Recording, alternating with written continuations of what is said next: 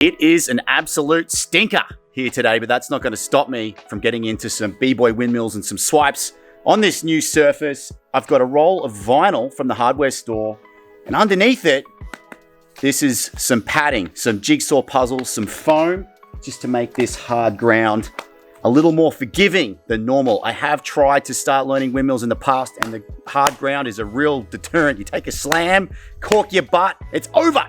So this is going to make a big difference.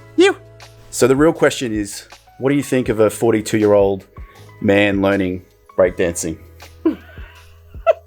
And be honest. Be honest. Be honest for the audience. So sexy, babe.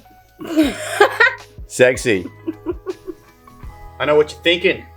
Can this guy get any sexier? And the answer is probably yes. What am I wearing? I'm wearing a rash guard to create some slidiness, if that's a word, as we're going to do some spins. I've got some slippery shorts on, and I've put on a pair of shoes for this and a hat because it's stinking hot. So I'm going to do a warm-up, and then I'm going to start on some swipes and then some windmills. For the swipes, this is how they are supposed to look. This is my friend Leo. His page is Leo Moves. I'm going to drop a link to his stuff down below because he's an amazing break dancer, and I got the chance to train with him just recently, and he taught me a few things, gave me some pointers as I start my B-Boy journey. So check out Leo. I'm told a great entry into the swipe is the two-step. So we're going to have a play with that. I've taken the vinyl away. It was getting too hot in the sun, so we're just on the foam at the moment. But the two-step is going to look something like this.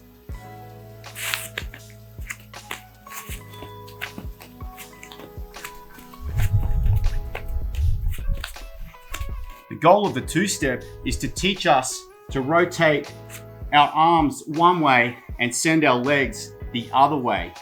So I've chosen to go anti-clockwise with my feet, which means my upper body needs to twist the other way.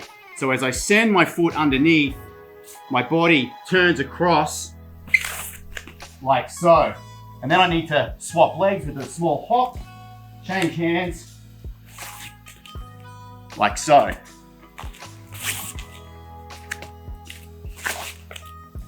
From the side, I'm starting off with my right leg out and sweeping.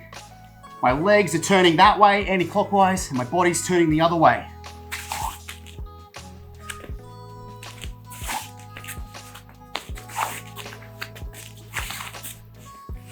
Something like that. I feel pretty warmed up now after that two-step. So next, I'm going to start working my extension because this is the position where we will need in the swipe. I'm going to try and practice going from one hand to the other.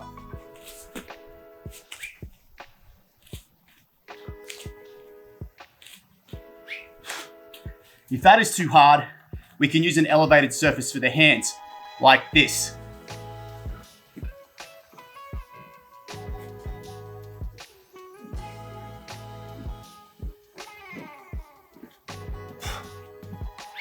Now that's feeling comfortable, it's time to bring the legs into the equation. So I'm just going to walk out the swipe. I'm going to turn my upper body to begin with, and I'm going to step through to the other side so that I'm 90 degrees. And again,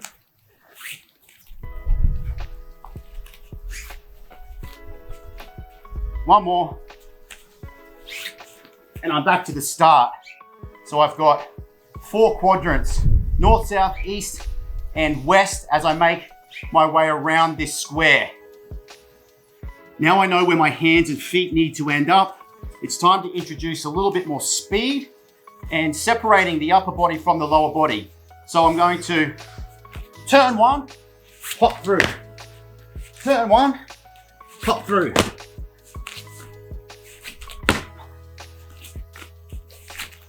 Like so.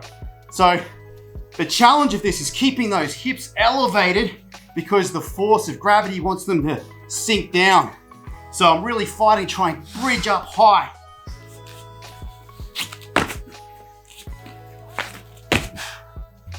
The next progression I'm going to attempt is starting with a one-legged takeoff where I actually initiate the movement by kicking one leg up as I rotate. So I'm gonna kick, rotate, and land with 2 feet again. Kick, rotate, like so. This time I'm gonna also try to get my butt up higher on the turn. So I'm gonna kick, rotate, higher, to try and stay higher throughout the swipe. Here we go.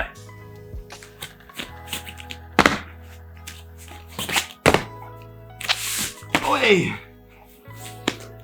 I'd actually bought this non-slip matting to go under the foam. I forgot to put it there. I just had a little slip out, all good.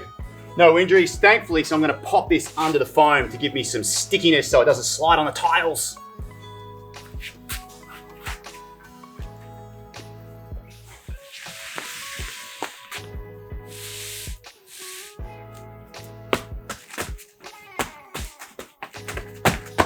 It's better.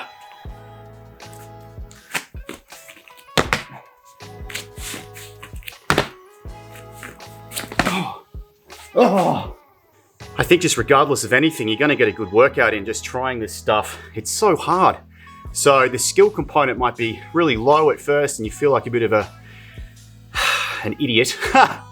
But over time, the skills should improve. You gotta be willing to embrace not being good at it. And hey, you're getting a good workout no matter what. I'm sweating.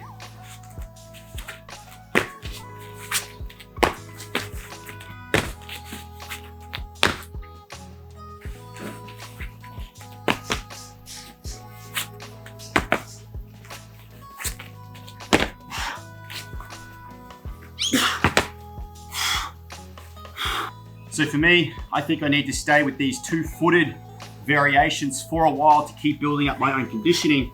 But I'm really keen to just sort of feel out what the 1 foot would feel like. So we'll give it a go and just see how it goes. I'm gonna start on 2 feet and try to get to 1 foot. 1 foot, over. 1 foot, over. 1 foot, over. Like so. It's one of these things you can't really do slowly. You've got to commit and go with speed, or you just can't slowly feel your way through it. So that was my clumsy attempt at just sort of telling my legs what they've got to do. I'll go for one with a bit of speed, just see what happens. Oh. Oh. Not yet. So I'm just going to stick with the 2-footers for now.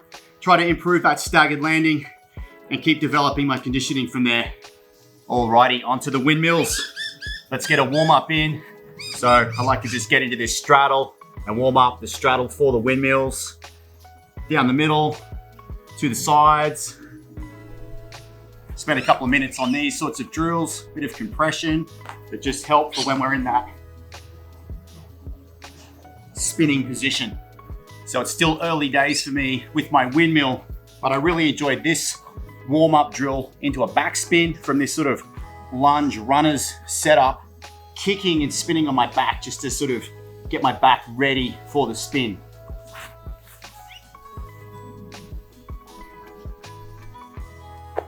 It's actually pretty fun.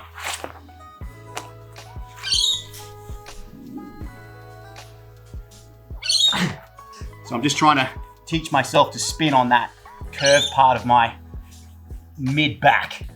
To start the windmill, we need an elbow freeze. So it's good to warm these up, just to stab the elbow to the belly, head down, and just to practice being able to get the legs up in my elbow freeze.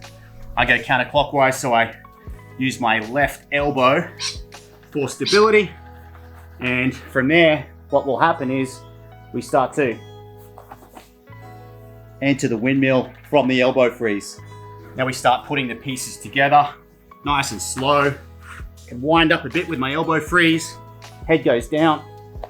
I can start, and now I want to practice getting back up and out, back into my elbow freeze. So,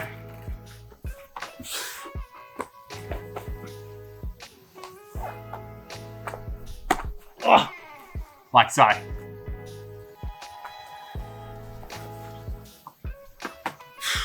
So the goal for me at the moment with these windmills is to try to join 2 together. I'm at the point where I can just get a crappy 1 rep, and the goal is to try and transition into the second one. So let's take a look at where it's at.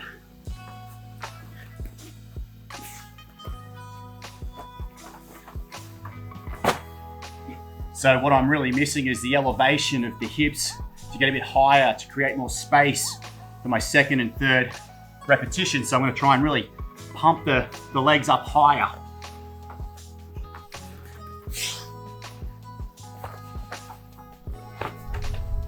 Oh, that was a little bit better. Just missing the legs in straddle, giving me the momentum. Let's keep going. Oh.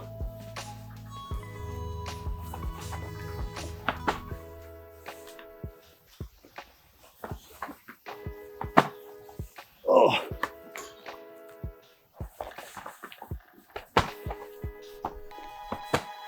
Oh. Oh.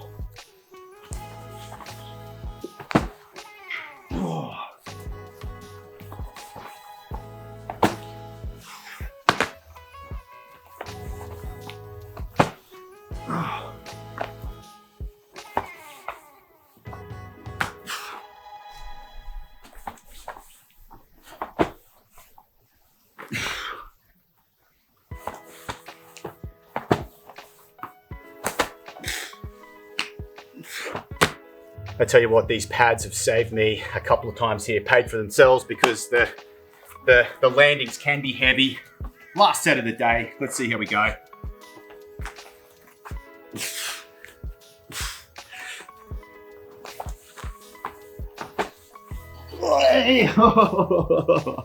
That's about as good as I can get today. I hope I've inspired you to at least get out there and try some of this stuff. It does take a long time. I'm just getting back into it now. I've got somewhere to train, so I'm going to post my journey as we go. If you want to follow along, subscribe, like, comment, ask questions, and I'll see you in the next video.